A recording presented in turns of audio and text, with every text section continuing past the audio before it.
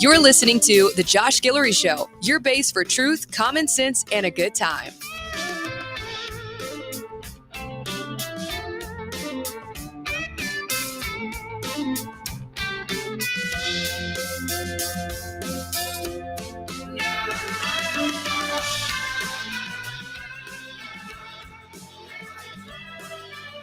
Good afternoon, ladies and gentlemen. Welcome to the Josh Guillory Show.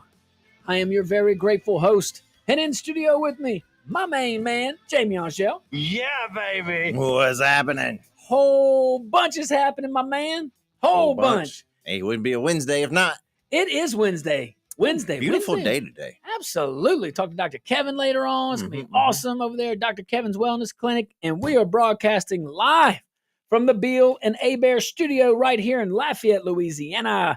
Beal and Abear, hometown lawyers, Acadiana. You got questions? Give those guys a call, man. Work hard, integrity. Beal and Abear.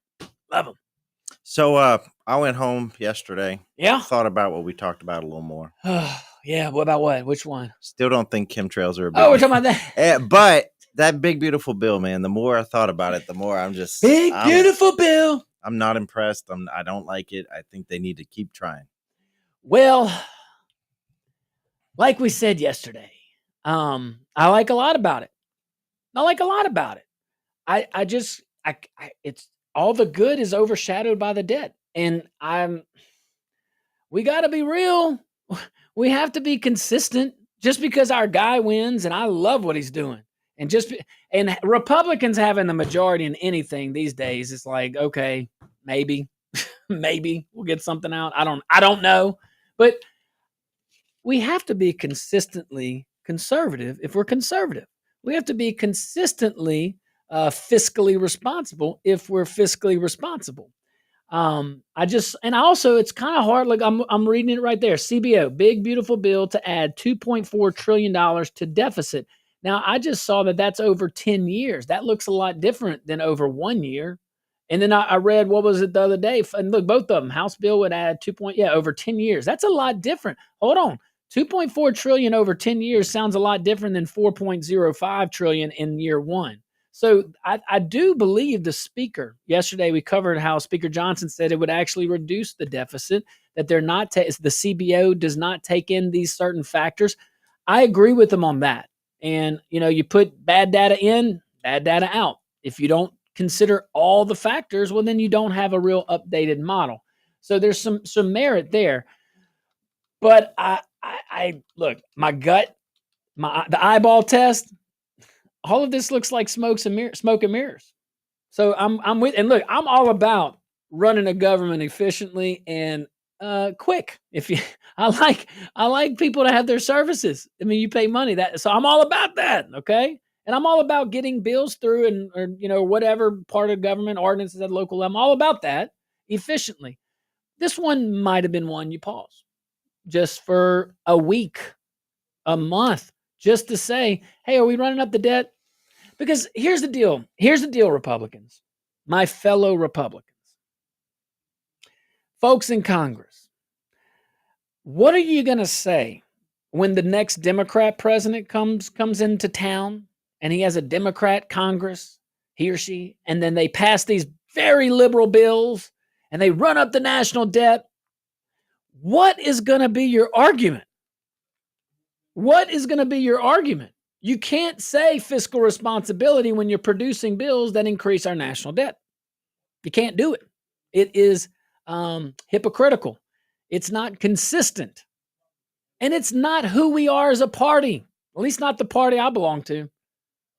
The party I belong to always preached and lived by fiscal responsibility. Then something happened around 2000. I don't know what the hell happened. Well, line item veto went away. That's one thing. Well, the 2.4 trillion over 10 years, guess what? The first time we went into debt, I'm sure it was just a few million over X amount of years. Yeah. And then next year comes. Yeah. And then we have to add another 2.4 or we have to add another 7 or another 1. If you keep doing it, you keep doing it. You're not doing anything to reduce the debt if you keep adding to it, period. And the fact that you put forth a bill that didn't codify the Doge cuts. That's coming. That bill's on his desk, I think, or it's almost. It passed the House. I'm sorry, it came out of committee, and they're working on it. It came out of the House committee. It's going to be on the House. Yeah, I think the House House isn't the problem. We thought it might have been, but now, I mean, we know it's the Senate. I don't think they should have done one big beautiful bill. I agree with those who I forgot who it was that was on earlier, but Ron Johnson said 3 bills would have been appropriate. And you could have gotten a lot more done, and you could have probably seen a lot better what was in there and what was, anything big coming out of Washington, I don't really care for. Well, no, I'm serious. That's what she said. I'm sorry, I couldn't. Let's move on. Terrible. All right, guys, we got a great show planned for you. We're going to talk a little bit about ivermectin. Okay, we're going to talk about judges and tariffs. Got a lot to say about that. There's a couple articles we can break down on that. And then, remember those guys over there at PBS and NPR? Should have stuck with the children's programming and the painting with Bob Ross. Wouldn't have been here without it. See, exactly. Started branching off. Want to get into politics and news. Yeah. Well, we didn't. News. All right. All things considered. Anyway. All right. So the Louisiana House just passed a bill. I bet you a lot of folks are going to be happy with this. That lets pharmacists dispense ivermectin to adults without a traditional prescription. It's called SB, Senate Bill 19, and it cleared the House 67 to 26. Okay, so that's pretty good majority there. It's now heading back to the Senate to go over a few amendments to consider. Let's go over the facts here. So ivermectin is a dewormer, okay, used in animals, but also FDA approved in specific doses for certain human parasites. All right, that's what we know about it, or at least what the FDA has approved so far. There's certain indications. And the bill allows pharmacists to dispense it to anyone over 18 or older. Don't have to have a prescription or anything like that. Patients will get a screening risk tool and info about proper use. You get that a lot of times, okay? So there's some safeguards. Pharmacists acting in good faith are protected from civil liability and from being punished by the Louisiana Board of Pharmacy unless they're gross negligence or willful misconduct. That's good, because I would imagine some pharmacists, because this drug, for whatever reason, is controversial. And I mean, it hasn't been since COVID. And maybe you had some pharmacists that could help a lot of people, but they're just scared. They don't want to get sued, rightfully so. Anytime you're ingesting chemicals. Well, anytime you're in Louisiana and there's a possible personal injury suit. Lord. So, hey, but this is good, legislature, and good job to the governor once he signs it. I'm assuming he'll sign that. And I'm assuming it'll get out the Senate as well. Just these little amendments. I don't know what those are. But I give credit where credit's due. I appreciate the folks listening and legislators listening and acting on it. Yeah, you said something real interesting just now that I'd never thought about. Yeah, what's up? Like pharmacists and doctors and whatnot, they have to have insurance as well. Yes. Just think about if our litigious state starts going so far as to really start suing a lot of these professionals in their professional capacity. Oof. Imagine the insurance debacle when it comes. We won't have any doctors. We won't have any pharmacists. You're talking about the state of Louisiana suing them? Yeah, or people in general, like putting ivermectin, for example. If they do this, and I'm just using this as an example, and it starts causing people to grow third arms or something, or like with Ozempic now, people are starting to lose their vision. If you're right-handed and you grow a third arm, do you think your third arm would be? Well, you'd be middle-handed. Middle-handed, yeah. There you go. That's duh. Or centered. Oh, center-handed. I'm center-handed. Yeah. All right. Probably throw a good knuckleball. So if I can remember my point. But yeah, imagine if ivermectin grows a third arm, and then. But just imagine we start just arbitrarily suing everybody because that's what we're apparently breeding here is a bunch of litigious folks. Hey, everybody has to be good at something. I mean, if we can't start insuring our doctors and pharmacists and whatnot, what are we going to do? We won't have there will be nothing left here. What are you talking about? We won't have houses. Turn the state into a national park. We won't have cars. We won't have pharmacies. A national park. Yeah. Louisiana National Park. National Wildlife Preserve. We'll still run the port out of Orleans, but that's it. We'll leave Martha Jean. Y'all can. She's your groundskeeper. She'll be in charge. She's your groundskeeper. Lord. All right, let's take a tiny little break. When we get back, we'll talk a little bit more about this. I think this is a great move by the legislature, and I'm assuming the governor would sign that in to law, and I'd say good job, governor, on that too. All right, guys, stick around. We'll be right back.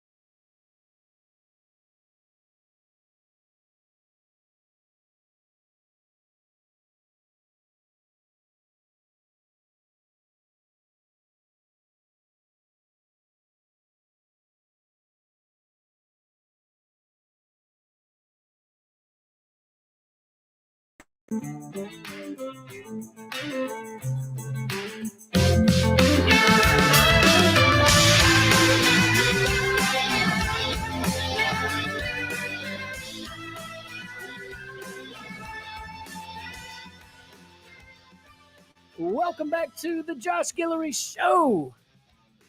Broadcasting live from the Bill and Bear studios right here in Lafayette, Louisiana. Hometown lawyers, Bill and Bear. Good folks. Indeed. Yeah. Hey, guys, go to rumble.com. Rumble.com, like Rumble in the Jungle. And look up The Josh Guillory Show and follow us. Please give us a little follow. It's free, and it'll help us unlock some other features. We've already unlocked some features for our audience, and thank you guys for tuning in. Also, really appreciate our audience. Jamie tells me and this is national, I guess, world, but it's really a national platform. On the national platform on politics, our show has been on the top page. Yeah. That's crazy. We just launched on Rumble, so that's wonderful. Love it. So to our audience, thank you. A lot of downloads after the fact too, which you can do. So go to rumble.com, check us out. Jamie and I are going to take the show on the road. We'll be on the road. We're going to try to take the show on the road to Houston here later in the month. If we don't get to do it live, we're going to put some special features on Rumble. I think everybody like it, but we'd love to hear your thoughts. Also, you can message us on rumble.com. All right, let's continue, shall we? About the ivermectin. Ivermectin. Sorry. Martha Jean kept pronouncing it wrong. I got you. Well, that's the teeth thing. If she just wear them, I mean, I don't know why we bought them for her. She's not horrific. Well, remember we had to mail it to her though, and they couldn't find her address because she was still in Arkansas. It's like Route 3, Box 760. County Road. Like Martha Jean, Pony Express over there. And by the way, the odor when they came of that's moving on. Yeah. All right. Sorry, guys. Sorry. All right. So ivermectin. Very good move, I find, by the legislature. And they said that they passed a bill. It's going in the Senate. The House passed it. I don't anticipate the Senate killing it. I don't anticipate the governor vetoing it. And if it goes through, I say kudos to you guys, man. That's a good move. A lot of people wanted access to that. And it basically the pharmacist if this bill goes into law as written, a pharmacist can dispense it. You go get a little bit of information. Like you do for any other prescription, really. I would imagine there might be another safeguard or two. It gives pharmacists liability coverage. So it's a qualified immunity, basically. They can't get sued for it if they're acting in good faith. Cool. And anybody 18 years of age or older can get it without a prescription. So that's what the law says. You have a thought? Oh, I have so many thoughts. I don't know. I got so many thoughts. I can't even. I just think it's a little weird that the legislature would pass legislation specifically addressing one type of drug. And I don't know. I've never heard a doctor, my doctor, any doctors I talk to want to prescribe this to me or even mention it. You know what? I just hope everyone's, consulting with their doctors and not just going and buying this because you heard it does this or you heard it can help with this, because we're talking about some serious stuff here. A dewormer without a prescription. I do know this. I know of one case here locally, and I know this was ran rampant during COVID, but I know of a case where someone died. I know this man, and his wife begged them to give him ivermectin. Just why not? Okay. She had heard about it. She'd heard other people, she said she spoke to medical personnel. I know this part, and she doesn't exaggerate, and they refuse. And I've heard of other cases, just not so intense like this one. Because here's a sad thing about that case. He was not even under the whatever coma. What were they? Inundate. It wasn't intubated. Inundate. I will butcher a word. I know. Okay. So me too. That word. Okay. Yeah. At that point, and they just refuse, and he ends up getting on the whatever. Yeah. And he passed away. And I don't know if ivermectin would have saved his life, but there was nothing else. Nothing else. And why wouldn't they? And by the way, very legitimate question that I hope one day is answered. I'm not calling for anybody's arrest or anything like that, but I would legitimately and objectively like us as a society to very responsibly understand and know why that happened. Because I think the medical community would benefit from it, transparency.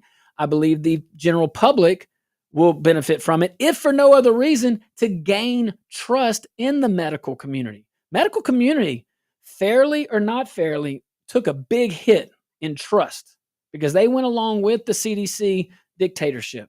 They went along with the narratives. I give them all a pass for the first 60 to 90 days. I really do. I was in the trenches with them. I knew what they were facing. It was crazy. It was crazy. Nobody and we knew. didn't know. And all we could go off of was, at the time, a reliable source. The CDC did not have a bad reputation. And new science. Yes. Novel.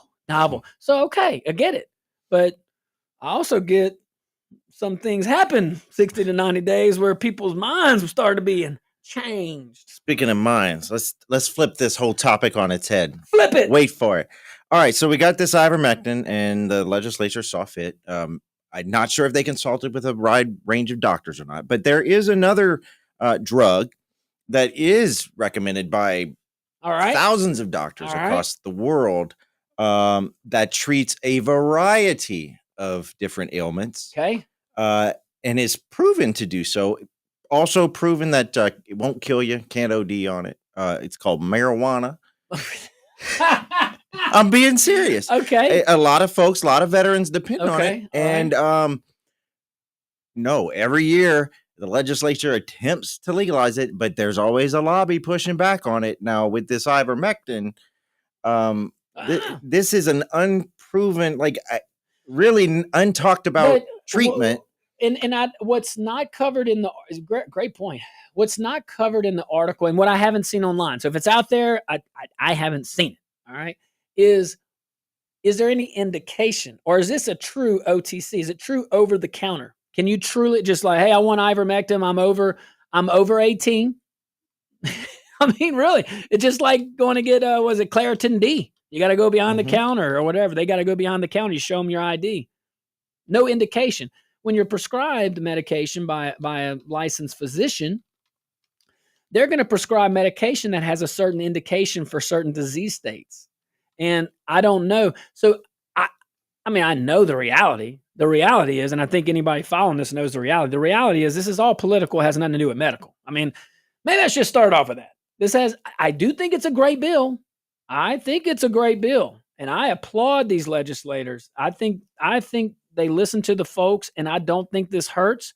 I do think people should do everything that the legislature's warning and you're warning about. Understand the facts, look at the package insert, talk to the pharmacist, talk to your doctor, talk to your medical doctor, and get that information.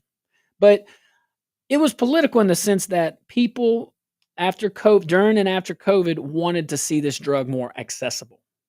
So it's an easy political win. Now, marijuana, I don't know what disease state we're aiming to address. And that might be an issue in the legislation, or maybe it's purposefully done. Maybe that's the government saying, we don't want to restrict. It's freedom. You want to go and get ivermectin. We think it's safe. Here we go. I get it, bud. I get it. Now, the marijuana part, what disease state are we talking about?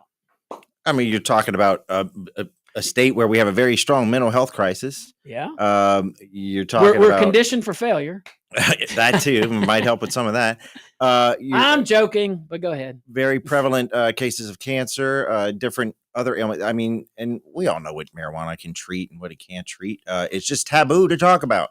And I'm sure a lot of people are going to be like, oh, that old hippie. Oh, I'm not going to listen to him. But no, it's a serious thing that we need to have serious conversations about. And I think you made a point. If you look at this objectively, yes, there's a lot of medical professionals that opine on the medical benefits of marijuana. Okay, got that. Yeah, I see what you're saying. Why pick one drug? And there's, I would imagine, I don't know this answer. I don't know, because ivermectin may have been around for longer than I thought, but I would imagine marijuana's been studied more.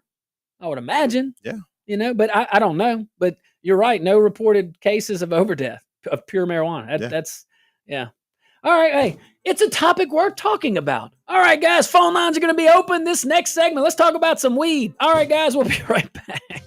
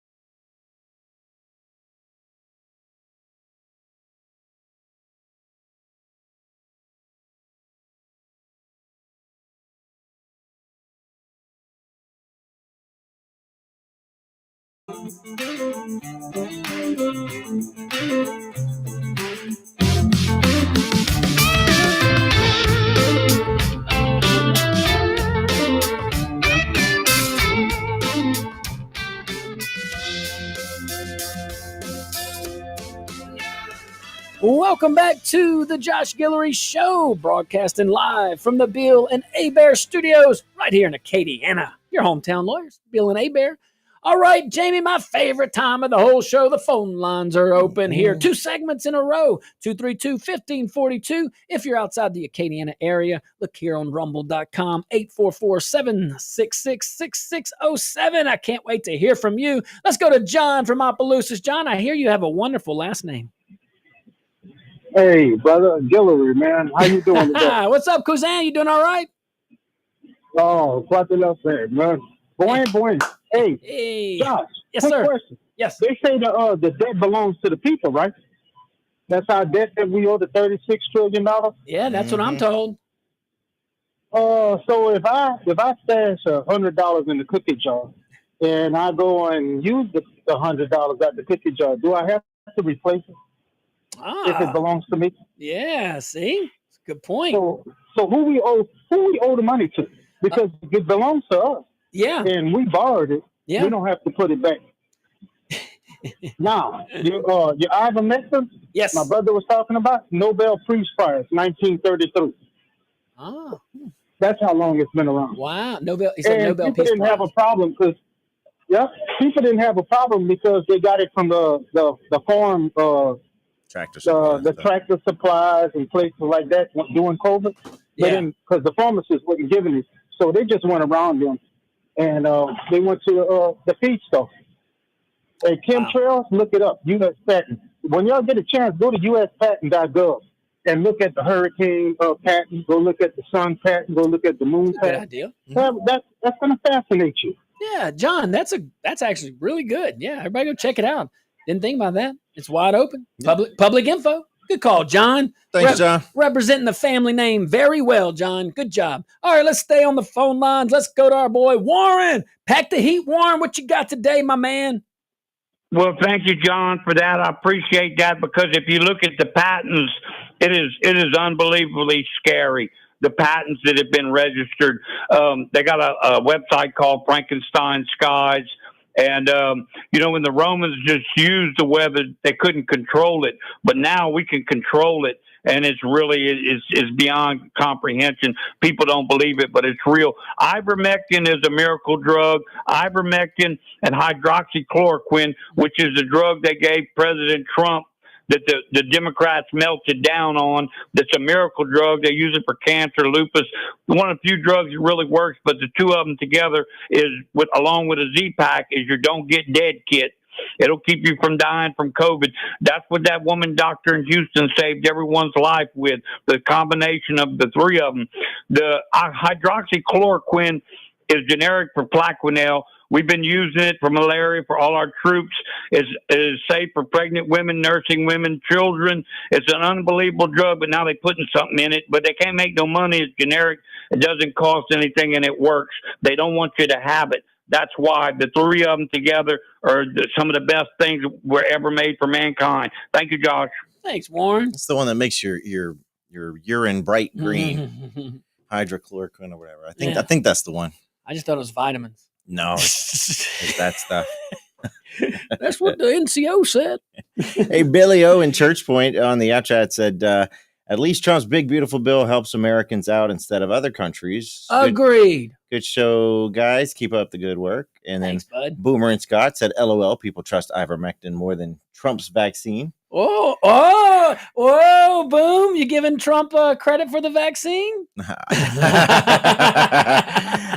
Or Buddy. I love when Boom emails in. I really do. Buddy Robert Benoit on Rumble says, we use ivermectin a lot. Could buy it already at Tractor Supply for horses. LOL, had a bad cut, and ivermectin cured it in 2 days. That's what Warren said. He said you go to Tractor Supply and get it. Look, we are not advising you to do that. Talk to your doctor. Yeah. That's all you got to do. Yeah. That's all we're saying. I'm not saying it's good or bad. I'm saying talk to your doctor first. Make sure you know what you're putting in your body. Go talk to Dr. Kevin. He can help you out too. Hey, before you go that extreme. yeah, go talk to Dr. Kevin. I'm going to talk to him about it. I was there this morning. Yep. All right. So, a lot of people are saying though that this is what standing up for freedom looks like. That's what a lot of folks are saying. A lot of legislators are saying that too. You make a good point about why single out one drug. I think there's political reasons, and not necessarily from my standpoint, not necessarily political in a bad, like shady political, meaning political in the sense of not necessarily military industrial complex. No. Basically, doing what the people wanted. All right, they listen to the folks and they use their political power to alleviate their concerns or deliver some kind of legislation. All right, cool. That is political, but it's not like Republican, Democrat political. Well, let the people vote on it. Yeah, but then why do we need a legislature? We're going to let the people vote on everything? That's what the legislature does. Now, hold on. That's what the legislature does already, and I can't stand it. They're called constitutional amendments. Those are nothing more than glorified statutes. Why do we send legislators over to Baton Rouge to vote on things but you're not going to vote on the controversial ones? You're going to leave that for us?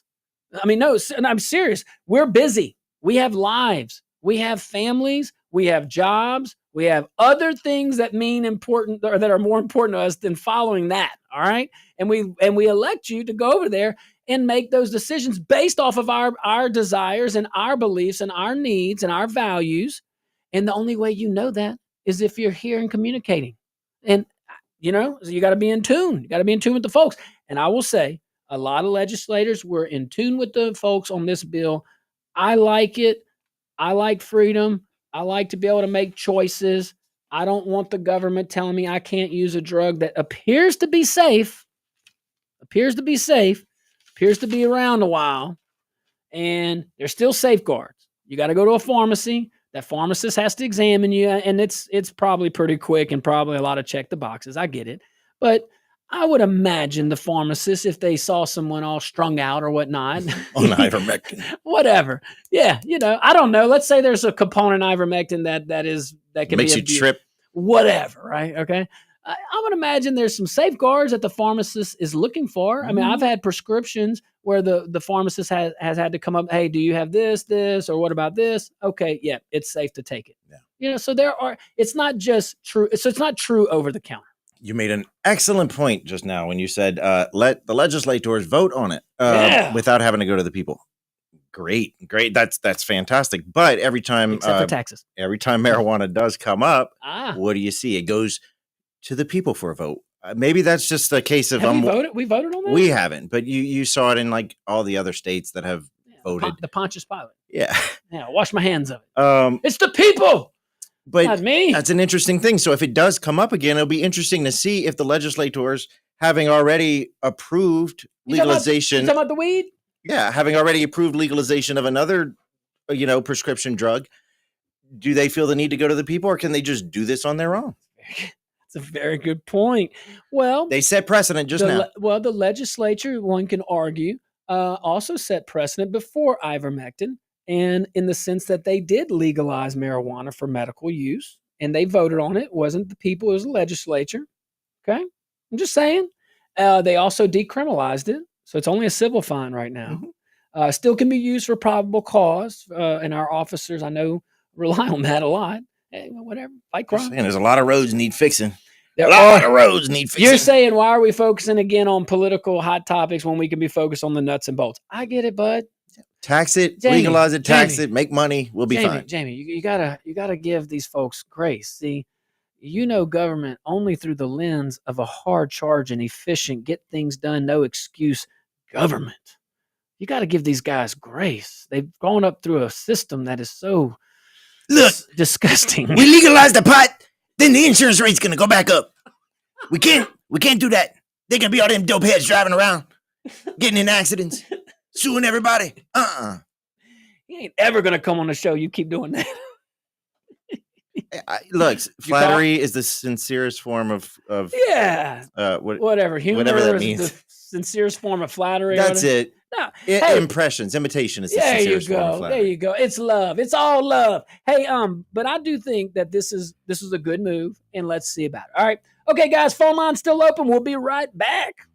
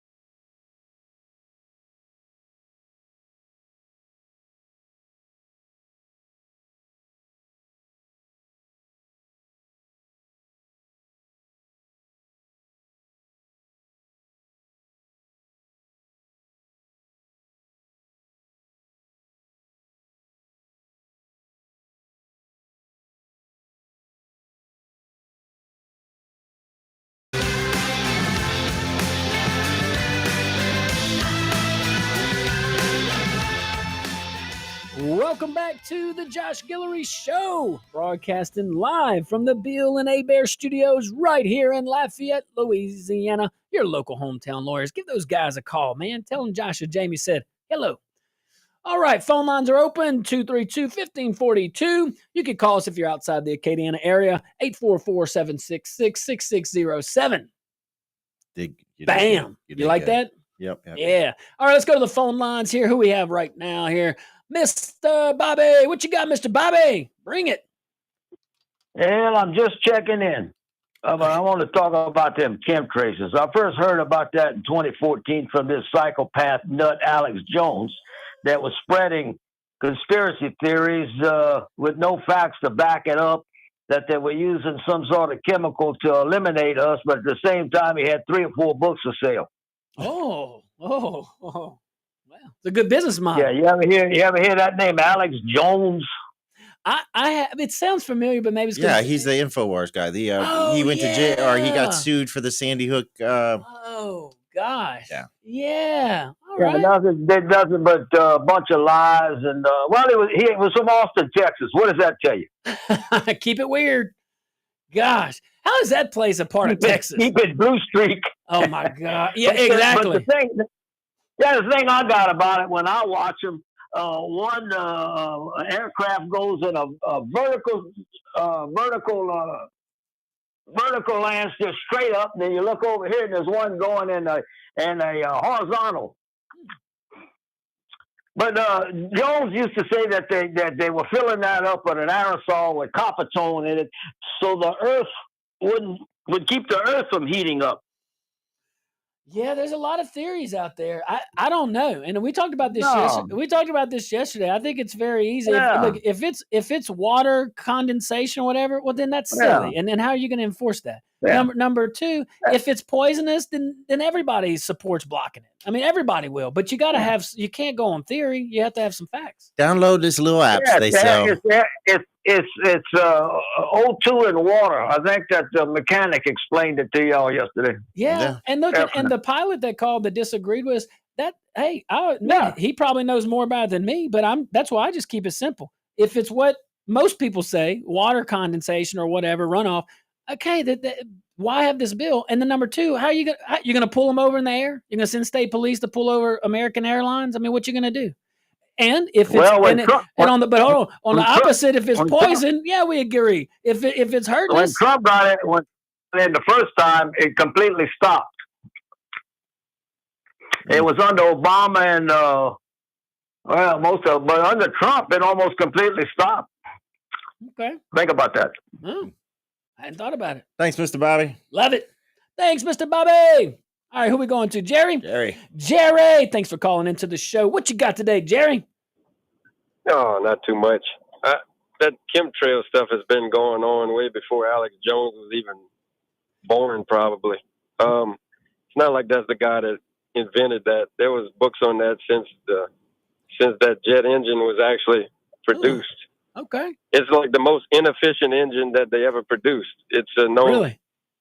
Yeah, the SR-71 Blackbird would leak half of its fuel before it even take off. You know, it just goes in the atmosphere and it's just bad. It's nothing to do with it. It's just the byproduct of a jet engine. It's not, it's just a terrible design. If they could make it more efficient, it would definitely be sci-fi. Come on, rocket scientists.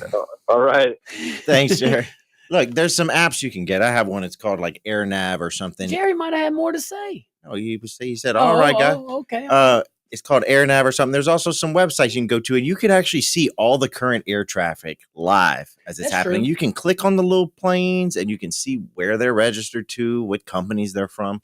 So if you think that there's a plane spreading chemicals, go get that app. Look at what the plane is. You're probably going to see it's United Airlines or something. If it's a government plane, then I don't know. I guess report it to the state DEQ. Why not? Well, there's some kind of reporting that bill says. Yeah, that's what I'm saying. You report it to the DEQ. So it's DEQ, and then they make a phone call or whatnot. Yeah. Hey, look, man. I think we all agree more than we disagree on this issue. If there is any poison coming out that's leaking and falling on our citizens, then of course we agree it should be banned and there should be, the appropriate amount of consequences. But everything I'm reading and everything mind you, I am a layperson on this. I'm not an engineer. I'm not a pilot. I'm not a mechanic, So but from what I understand, it is how you explained it yesterday. Yeah. With the exception of the mosquito sprays. And I don't agree with that whatsoever. I don't think anybody should be spraying mosquito spray over large swaths. I think if you want that, you pay someone to come spray your yard. But as far as mass aerial spraying of mosquitoes, so like parish wide, you don't like the parish wide? After a hurricane or like a large water event, that's one thing. But just routinely, it makes me a little uncomfortable. I don't think they spray routinely. I think they spray when it gets to a certain level.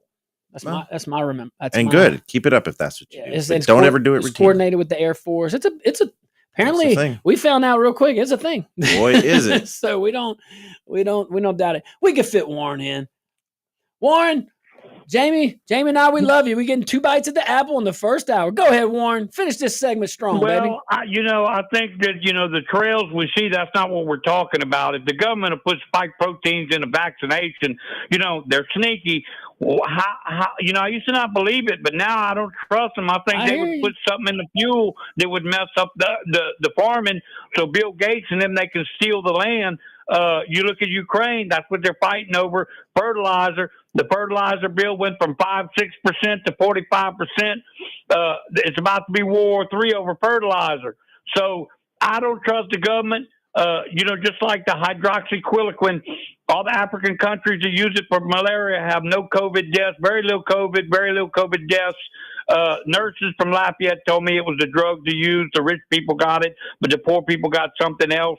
Wow. So I just know what I see. And ivermectin, it replaces biologics, which are $20,000 a shot, for pennies on the tens of thousands of dollars, Josh. Thank you. Thanks, Warren. Warren, right at the 1 second mark. Man, to a T. And look, Jamie, we were just told in Africa they didn't have the COVID test. Remember that? Oh, that's why they don't have COVID. I don't know. Who knows? Hey, guys, stick around, man. Hour number 2. We're going to talk judges. We're going to talk Trump. We're going to talk a whole bunch of stuff. Can't wait.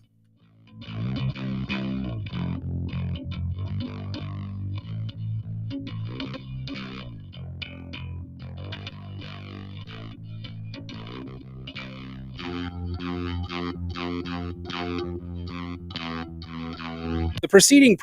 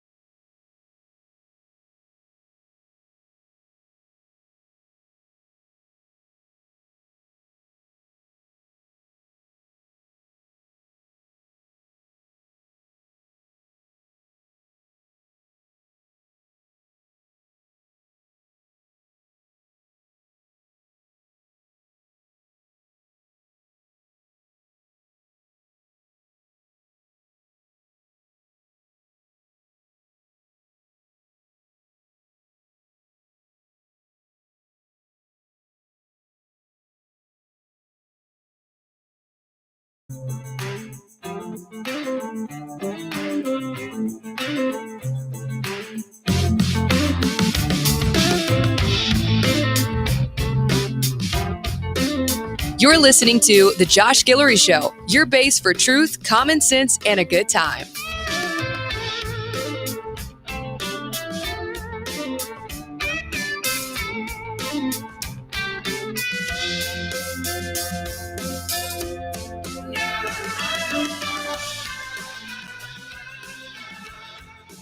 Good afternoon, ladies and gentlemen. Welcome to hour number 2 of The Josh Guillory Show. I remain your very grateful host. And in studio with me still, my main man, Jamie Angel. What's up? What's up? Oh, thanks for sticking around. Well, I know where to go. Hey, it's all good. I had to stick around. We got Wellness Wednesday. Got to hear what Dr. Kevin has to say. I always love what Dr. Kevin has to say. Always love it. And we are broadcasting live from the panhandling capital of the world, Lafayette, Louisiana, which also happens to be the Bill and Bear Studios right here where we're at. Bill and Bear Studios. Not related. They're not related. Yeah. No. Yeah. The panhandlers not. No. Just saying. If we're trying to win an award, we're on good track in Lafayette. Anywho, hey, priorities. So, some are saying President Trump hit a judicial jackpot. You saw that? I saw that. A judicial trifecta. That's the lead from Colin Combacher at Law and Crime. That's a publication, national publication. And here's why it matters, okay? So we covered this last week. We're going to talk about the tariffs. These district court judges or panel ruled that some of the tariffs that the president enacted were unconstitutional. One of those district court rulings went on appeal. The appellate court paused it. So basically the tariffs are still in play. That all happened within 36 hours. And we covered it last week. That's rare that the judiciary acts that quickly. And remember, the judiciary is methodical and slower and more deliberate by design. Executive branch, 24/7, fast. Legislative branch, designed to be a little slower, designed to actually facilitate communications. We used to do that. Yeah, all the things. All the things, and now here we are. So, again, we gave the procedural history there. Let's see here. So when a 3-judge panel from the D.C. Circuit picked up Trump's tariff case, all 3 judges at that particular panel were Trump appointees. So that panel will decide whether President Trump has the constitutional authority to impose tariffs under federal law. And we covered this one, the IEEPA, International Emergencies Economic Powers Act. That's what he's using as authority for a lot of his, not all of his tariffs, but some of them. The Liberation Day tariffs, a few other ones. So let's go over the facts, all right?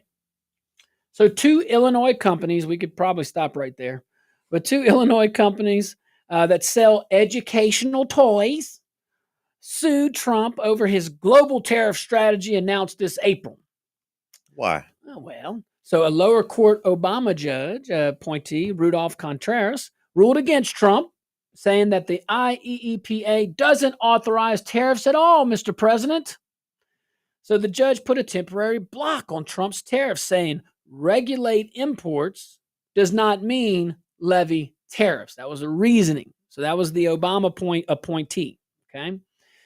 Trump's DOJ immediately appealed. Pam Bondi said, I don't think so, arguing that the president's authority under IEEPA is broad, that the statute has always been interpreted to allow trade penalties like tariffs, and critically, that the lower court didn't even have jurisdiction to hear the case. So the DOJ saying, not only are you wrong, you're absolutely wrong, Judge, but you didn't even have jurisdiction to hear the case.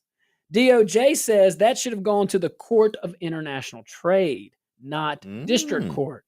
That's very interesting. Makes and sense. we saw that in the other case. Now the case moves to the D.C. Circuit, where Judge, I'm going to butcher this name, Katsas, Katsas, it's the 3-judge panel, Rayo and Walker. Now all 3 Trump appointees. Well, they've already granted an emergency stay, so they've paused that. So the tariffs are still in place, and that keeps all of them in place, actually. So that's pretty interesting if you think about why judicial appointments matter. Why do judicial appointments matter? You saw an Obama appointee. Hey, that's his interpretation of the law. We disagree. That's okay. That's all right. But that philosophy carries a lot of weight when you're in a position of authority. Now you see these Trump appointed judges, and they see it differently. And it just goes to show you the different philosophies that these appointees matter. Well, ideally, when you appoint a judge, Yeah. you're going to appoint the most fair and balanced, impartial person you can imagine, right? No, you're going to appoint the person who aligns the most with you and your party's values, period, hands down. You can do both. You can, if you appoint a good person, Well, someone with strong morals. Let's talk about how it used to be, because this is a recent trend. This politics of it's always been political to a degree, but this whole partisan appointment process is relative. It's relatively new. Okay, this everybody pick a side, no matter what, the other side sucks. That's stupid policy. Okay, but that's where we're at now. It was so for more than 200 years in our country, the Senate asked one question: one of the nominee. Is the person qualified? Period. Is the person qualified? Because as President Obama reminded us in 2008, elections have consequences, or whenever it was during his tenure. Boy, do they. But that's true. Elections have consequences. So a cabinet member should absolutely have the same philosophies as the incoming president, or a judicial appointee. It's expected to have certain philosophies, but the question had always been, is the person qualified? It's a given that you're not going to agree with them if you're opposite political ideologies, but that is not the question. The question is not to our Senate. The question is not, do you agree with this person's philosophy? That's not the question. There shouldn't be the question. There is no written questions. I'm just saying historically, for about more than 200 years, that was the precedent. And then we've gone crazy since at least 2000. And now everything's so political. Everything is so you versus me, us versus them, red versus blue on some things that just shouldn't be. Well, just like the stories that are coming out, about Trump at odds with Amy Coney Barrett. Yeah. He appointed her, and he appointed her to do her job, and she's doing her job. And they're not always going to rule. I mean, John Roberts made that pretty clear. Yeah, Chief Justice Roberts. I just like consistency. Yeah, I like them coming from a good place. If they're coming from a good place, but these judges, these Obama and Biden appointees, they're not coming from a good place. They're coming from Trump needs to lose no matter what. We're going to do everything we can to push back against this administration. They're not playing fair. There was a Democrat appointed judge. I think it was an Obama judge that ruled in Trump's favor. I want to say out of Texas, but don't quote me on Texas. It's an African American lady, I believe, because I remember posting on it saying, "Hey, there's still people looking at things objectively." And I hear a lot from Supreme Court Supreme Court justices that got the nomination and were confirmed. So many conservative appointed judges. They're just liberal. They all turn liberal. All right. This is my assessment, and I could be way off. When it comes to, I would break it up in government and liberties. And that's kind of how our Constitution broke up too. But if you look at it from a government standpoint, I would say most Republican nominated judges do side on not shrinking, but limiting government. Everybody stay in your lane, that kind of stuff. On the civil liberty side, that's where people think that the Republican nominated judges turn liberal. I would just say over time, that's a kind of societal norms change, and I can see how that people will get frustrated, and because of that, there's a large call for judges to either justices or even federal judges to be appointed to a term or terms. Or reevaluate some kind of a little bit more checks and balances. I have a hard time digesting a justice that only basically ruled the way the party go. Like, because that's not the point. The point is to look at this from an impartial, from a non-biased standpoint, They don't. and to but we also need to remember these are one person's thoughts and assessments of things. Well, 9 really, but they're still an individual. They still have their own thoughts and their social ways and their mores and all that stuff. So schools of thought, different legal interpretation. Oh, I could talk about that for hours. All right, guys, stick around. We'll be right back. We'll finish this topic. We'll just keep talking about it. It's a really good one. All right, guys, be right back.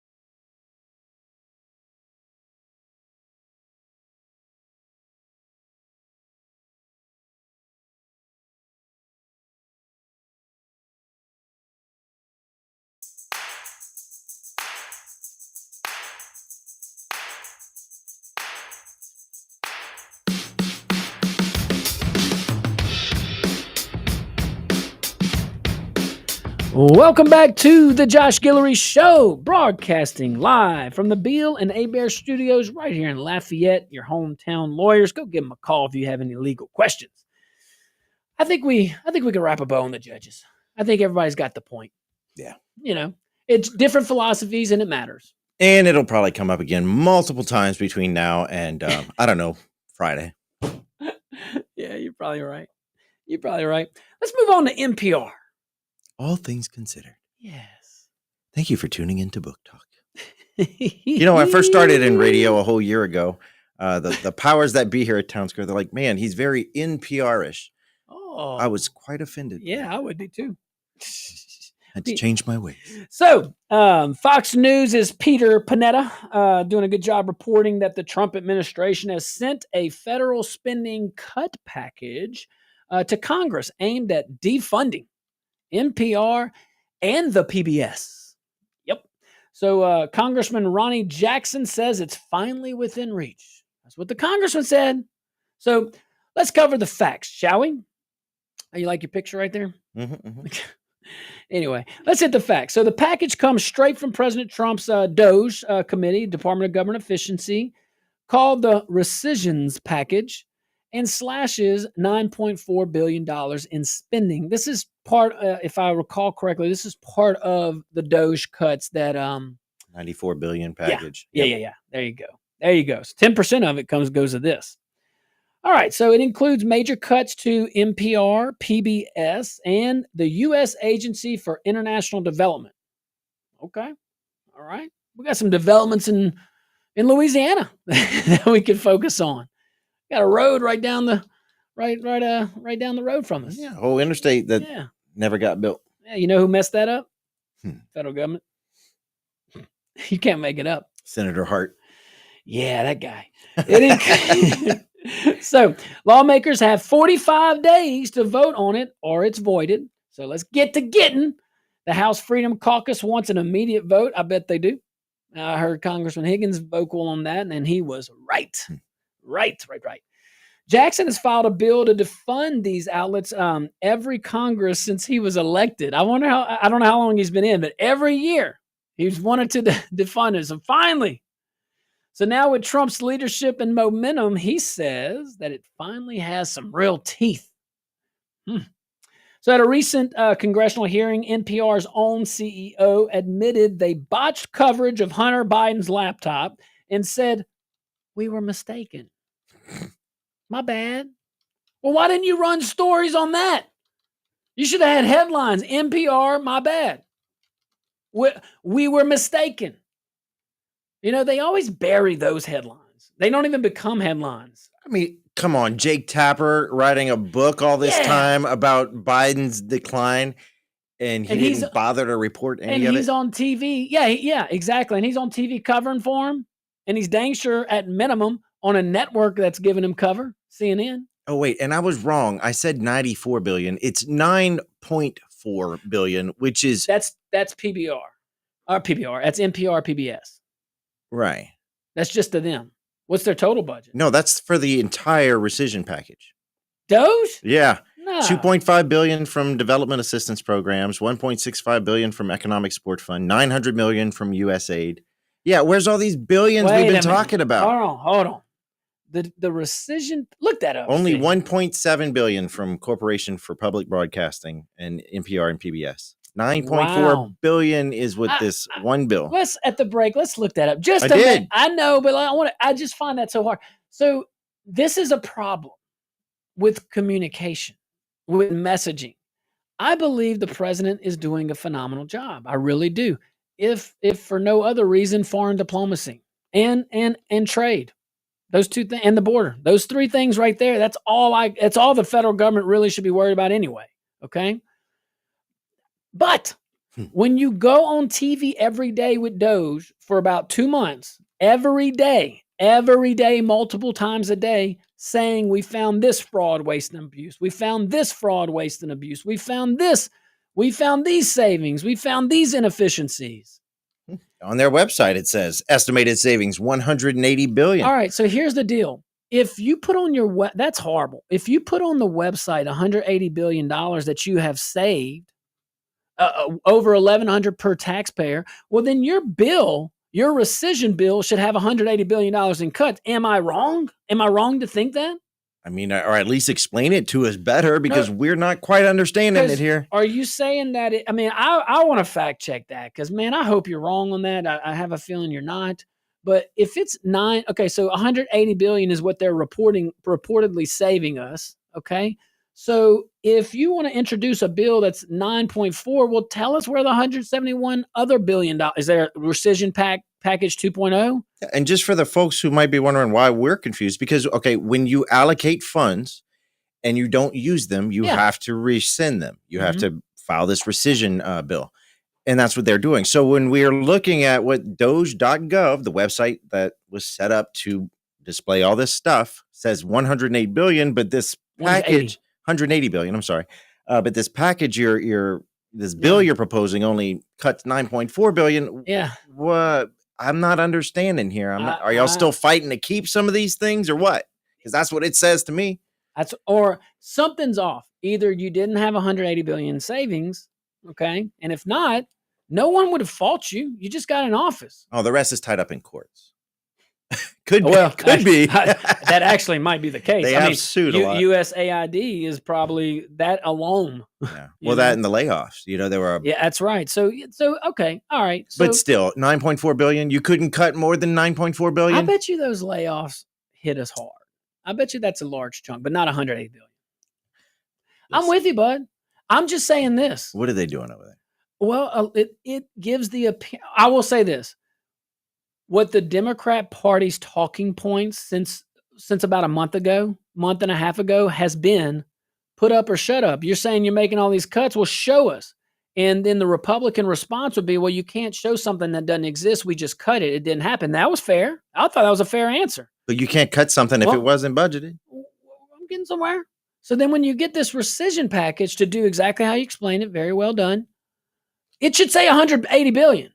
Or I tell you this, it shouldn't be 9 billion. All I'm saying is when that happens, you give credence to the Democrat Party's arguments that you didn't really cut all that you cut. And in reality, in office, 5 months, not even 5 months, 4.5 months, showing a $9.4 billion savings is a great thing. And I mean, there's a long ways to go, but I think people would have actually said, hey, good job. We don't need all the flash. And here's another thing. So Kash Patel comes on the news or the media last week, I believe, and says that we're going to be shocked to see the information that comes out from the J6 probe or whatever investigation. That's again, you're selling it pretty high. You're coming in high. Remember the Epstein files? That's what I'm saying. So what has been the talking points from the Democrat Party, National Democrat Party? Well, the Epstein's files were a big dud. You said that you were going to release everything, and you redacted so much. It's hard. It's nothing. Okay. If you don't come in here and truly shock 60% of America, because you're going to need more than a majority to make an impact, then don't say that. Don't even say it. You're overselling and under-delivering. And on top of that, look at your terminology. It's hard to shock Americans these days because we about had it. That's like saying, I'm going to fix insurance when I get elected. And then a year and a half later, it still could be high. Did you call Kate? All right, guys, stick around. We're going to open up phone lines too. That'd be fun. 232-1542. We'll be right back.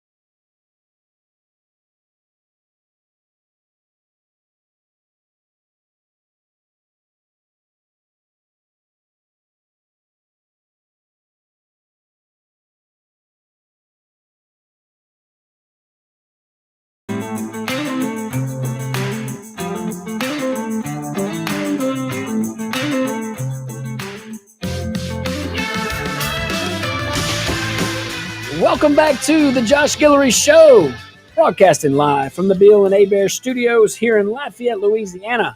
Got legal questions? Call your hometown lawyers, Bill and Bear. All right, let's keep talking about NPR, PBS, this beacon of conservative media. Kidding, joking. All right, let's go to the phone lines, guys. 232-1542, outside of Acadiana, 844-766-6607. Also, guys, go to rumble.com and follow the Josh Guillory Show. You can even see old episodes, and you can see it. It's video cast, so we certainly appreciate that. And you can also chat us on rumble.com. Who are we going to first here? Okay, caller, you're live on the Josh Guillory Show. What's your name? Where you calling from? That's me. That's you. All right, Jared. Okay, my name. Yeah, this is what I got to say.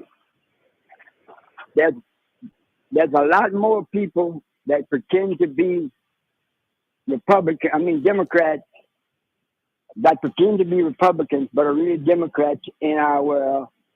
And there are no people that are Democrats that ever pretend to be Republicans. Dan Bongino said it all the time. That is what's going on.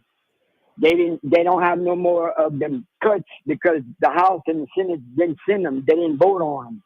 They could have voted on them, and they still, our people that we have in office don't want to cut none of these things that need to be cut that Elon Musk found, period. They could have voted on it. They did vote on it last week or week before, and it didn't pass. They're gonna try to pass it again this time around. I guess this should pass. It's only $9 billion. Come on. It's such a joke, isn't it? I mean, and Jared, you are so right. It's pretty pathetic, I think. It's mind-boggling. Hey, Jared, thanks for calling in. I really appreciate it. That's look, good points right there, man. And what he was saying was, you always see rhinos. You'll see Democrats that register as a Republican, especially right before elections, and then. But you never see dinos. You never see, Democrats acting like Republicans. Maybe we should do that. We should change. Rush had Operation Chaos to go against Hillary, and it backfired. And because I don't think Hillary would have been as far left as Barack Obama. She would have pushed the government bigger though. Oh, absolutely. More than, and that honestly, that probably was more dangerous. So yeah. Lesser of the two bad choices. I say that respectfully. All right, let's go back to Renee. Renee, what you got, my man? Well, we should have a big campaign to defund communism. I mean, I don't care if it's the PBC Public Bolshevik Review, PBR, or BBC Bolshevik Broadcasting Channel. I don't care what it is. Communist News Network, defund all of them. I don't need my tax money going to something I don't believe in. Well, and my tax money. It's not America's tax money. It's America payers' tax money. That's why they got to get in their head. Well said. Right. Well said. It's our treasure. It's our money. They're just holding it. They're custodians. So you're telling me that our Congress could not find at least, I don't know, $500 billion to cut. $1 trillion easily. There are so many federal government programs that exist just to exist. Yep.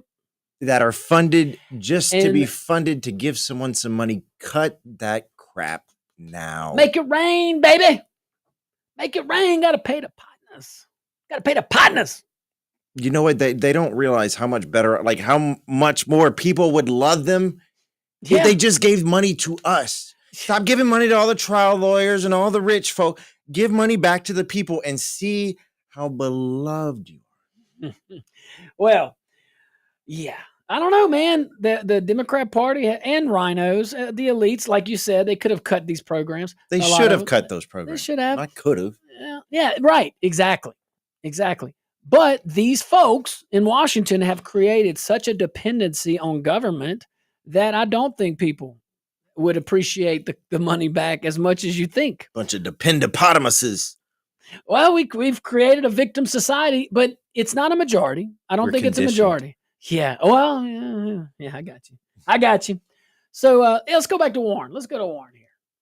Warren, what you got, man? Reefer. You learned one 3 times. I always agree with Renee. Every time Renee says something, I'm like, man, that man need to be in charge of something because he gets it right every time. Pepper plant. I wanted to say, for the first time in history, a drone has shot down 2, I think, fighter jets, or 2 Russian fighter jets.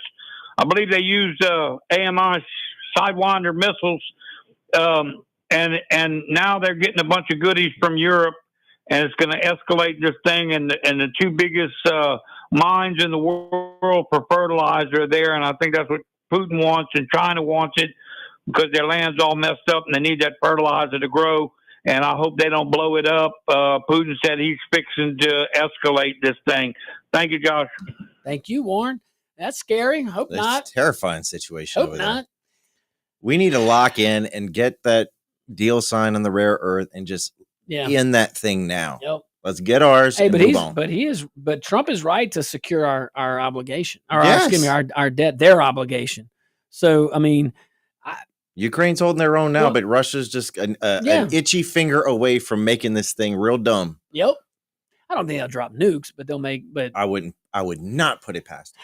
Yeah, because I mean they already invaded. Like a low yield, like a smaller nuke. I would not put that past them. He would have the whole world. He would have the whole world against him. I think he's scared. Even China. I think even China. I think even China would be against that. I don't know. I think their public stance would have to be they're against it. It just depends on how crazy Putin really is. Well, we'll see. He hadn't used it yet. No. I don't know. I mean, look, it's a sad situation and war sucks, you know? So, and I'll tell you who didn't really cover it objectively. NPR and PBS. and they're on the chopping block. They're on the chopping block. So even the CEO said they botched it. They were of Hunter Biden's laptop. Oh, we were mistaken. She also had to walk back her own quote, calling Trump, this is her, a fascist and a deranged racist sociopath. This is the CEO of tax-funded.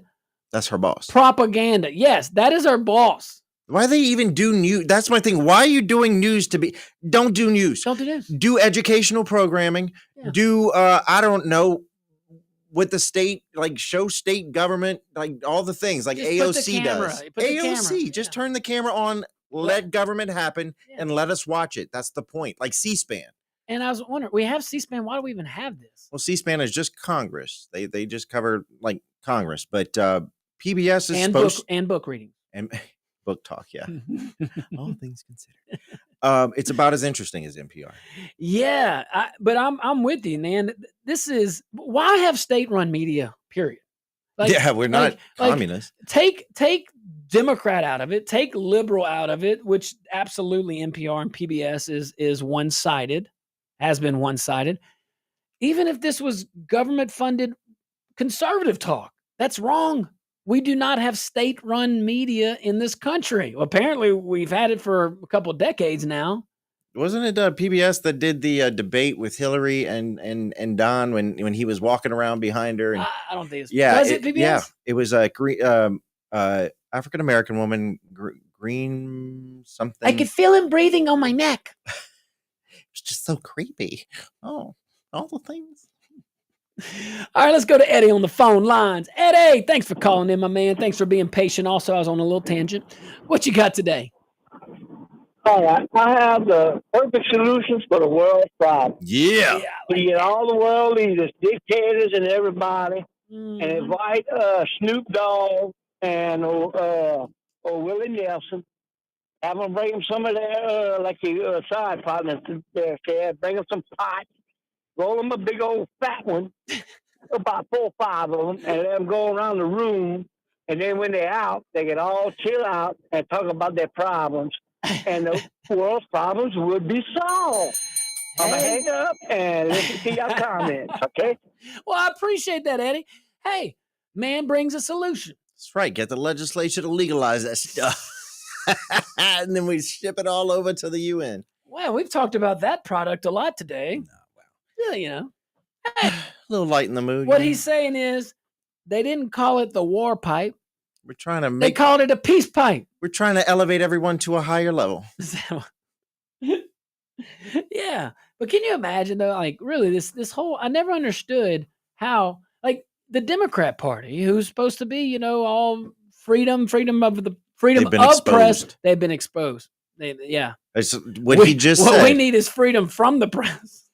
I mean, they've been exposed. They're perpetual lies. The drama. They're so freaking dramatic. Yeah. You want to talk about drama queens? Yeah. Bunch of Karens. No offense to normal Karens out there, but normies. Karens and normies. Man, look, even Fox News, like we were talking about the debt on this the big beautiful bill on this bill. That's a douche nugget bill is what that is. So a lot of it's good, man. Just the debt overshadows it. But here's the deal. So last week the debt was $5 million to this bill. It was going to be a deficit of $5 trillion. Then a couple weeks before it was like 4.05 trillion. And then yesterday we hear Speaker Johnson say it's not going to add to the deficit at all. It's actually going to reduce the deficit if the CBO would consider these factors. I thought he has a legitimate point. I will say that, but don't bring that again, Republicans messaging. Don't bring that without the numbers. Say, and look, and if you did that, this is what the numbers would be. And now it's $2 trillion over 10 years. That's what Fox News and CNN just reported. 2.4 trillion reasons why it's a bad bill. I wish we had more time to talk about the big, beautiful bill. Beautiful. All right, guys, thanks for tuning in. Be careful out there. May God bless you and be kind.